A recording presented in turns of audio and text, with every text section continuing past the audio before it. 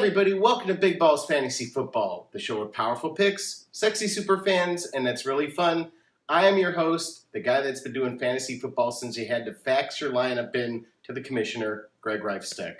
And I'm your co-host, Jenilee Bork. I've been playing fantasy for about 10 years, and we're both Chicago Bears fans as well. This is our little sidekick, Zoe, and together we are the beauty and the beast of fantasy football experts. So we're finally in week 14, and in a lot of your leagues, a lot of your bigger leagues, this is your first week of the playoffs. Hit it, Coach. Playoffs? You kidding me? Playoffs? That's right, Mr. Mora. It is playoffs time, and we're actually really excited to be giving you playoff picks this week. We're going to be doing it a little different in our segments. We'll explain it in a moment. But as she said, we're Bears fans, and the reason we're so excited about the playoffs and fantasy is because our team, the Bears, sure as hell isn't going to the playoffs. Yeah, they absolutely suck. Technically, they're not mathematically out of it yet, but everyone knows the Bears don't have a chance of even going to the playoffs. So, unfortunately, it has been a disappointing, underachieving Bears season for us Bears fans. So, all we have left is fantasy. And if your playoffs aren't starting this week, you probably have to win this week in order to sneak into your playoffs. So It's still a very, very important week in fantasy football. Yeah, this girl over here kicked my ass this week, and if she wins another week in our league, you're going to sneak into the playoffs in our work league. Yeah, absolutely. So that'll just depend on win-loss, basically. I might be able to creep into that one. So far, I'm in it for the show league, but I have to hold on for this week as well to stay in it. So, and then my other league, I'm way out of it. So yeah, right now in the biggest balls of them all league, our show league here, you have Shell, who's just been like, he's the juggernaut going in first place. You have Cash's Cow Bears, and you have Prost up in there too. So it's going to be some stiff competition. I'm a little bit too low to make it in. So yeah, absolutely. And me and Smash are fighting for that fourth spot. So after this week, we will see what happens. I was doing good for a little while there. I just went on a losing streak. Yeah, it took a while for a couple of my teams to actually get going. I mean, I had strung like 3 losses in a row together. You know, I didn't think I even had a shot. So the fact that I've gotten some wins all in a row has really helped, and that's just how it goes in fantasy and even in real life football. It's good to hear you brag instead of complain. And I mean that from the bottom of my heart. So, Bears, we couldn't enjoy our Thanksgiving. We spent Thanksgiving together at a friend of ours' house. But before that, we watched the game at home because it was the 9:30 early game, and we came out balling in the first quarter, and we were posting about it too.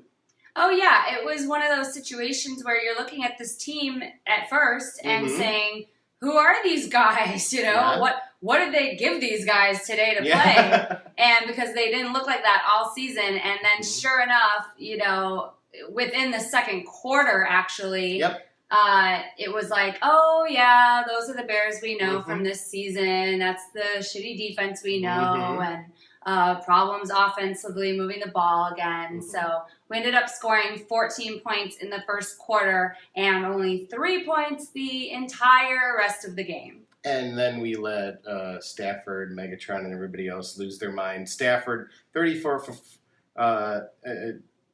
of 45, 390 yards, 2 touchdowns. Awesome fantasy day if he had Stafford. Even better if he had Megatron.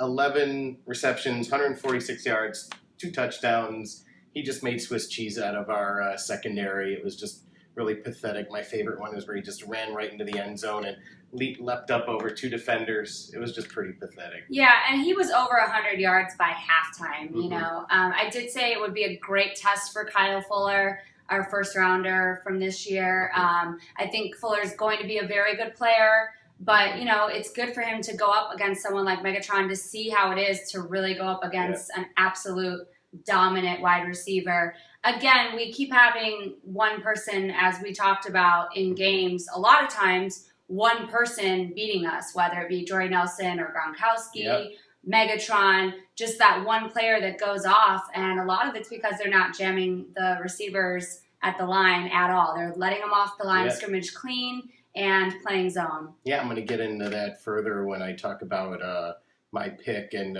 just to talk about our picks, this week for the playoffs, we're going to do something special. Actually, it was Jenilee's great idea. Why don't you tell them?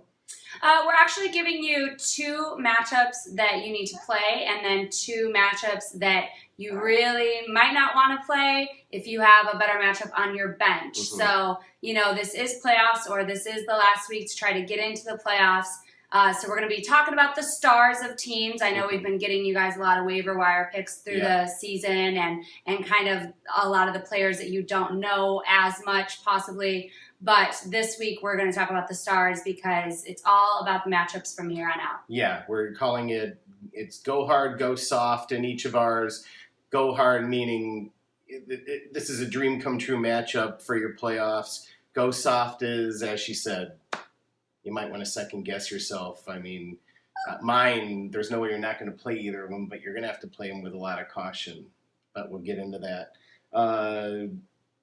Should we even go into the Bear stats? Yeah, I mean, we might as well let everyone know they're definitely not too great. Cutler had 280 yards passing, very mediocre, 2 touchdowns, and 2 interceptions. Shocking he didn't fumble. I thought for sure he'd fumble in this game. Yeah, why not? But he didn't. But he still threw those 2 interceptions, so he's still consistently turning the ball over. Yep. Marshall having a rough year. He had 6 for 42 yards. No touchdowns, not a lot there. Alshon has been a bright spot of the offense. Yes, he has. Pretty doggone consistently this season. He went 9 for 71 and had both touchdowns. And Forte, for some reason, we're not running one of the best running backs in the league. He had 5 rushes for only 6 yards. Luckily, if you're in PPR, he had 6 receptions for 52 yards.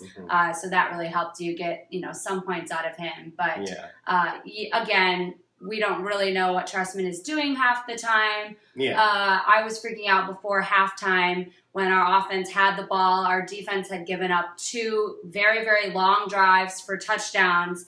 And even though we were backed up in long yardage because of penalties, another problem, the Bears had 5 penalties for 41 yards, we decide to run the ball on 2nd down and throw a screen on 3rd and long and put our defense back on the field so that the Lions can just march down the field one more time. So it just was not, like we said, a good game. Yeah, I was saying before we went on the air here, I feel like we're watching John Shoop's offense run. It's just inconsistent. It isn't what happened. What I think are the defensive coordinators figured out Trestman's strategy from last season. So now he's just drawing straws at this point. It's why we need to get rid of him. We need to get rid of Mel Tucker because he's just a joke at this point. It's really horrible. And, we need to get, some value for Jay Cutler and pass him off to another team, which seems dire at this point, but maybe we'll get lucky in the off season because it's either we lose the coach and we keep him and then he has yet another quarterback's coach and offensive coordinator, and we've been through this over and over and over and over again. At some point you have to realize Cutler is the problem. Unfortunately, he's got 2 years of his guaranteed contract left, money-wise, because it was such a big contract. So unloading that's going to be a problem. And really, I think the biggest problem with Trestman is, there are a lot of times his play calling just doesn't make sense.